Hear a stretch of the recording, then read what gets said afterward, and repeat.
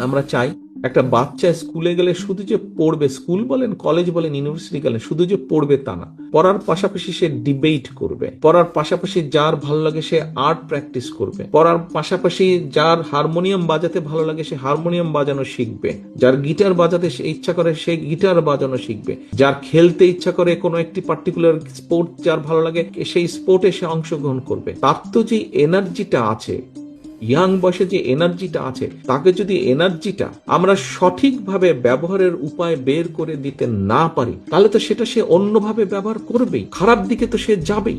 আপনার এবং আমাদের সকলের দায়িত্ব হচ্ছে তাদেরকে আগামী দিনের যে ভবিষ্যৎ, তাদেরকে ভালো পথটি দেখানো।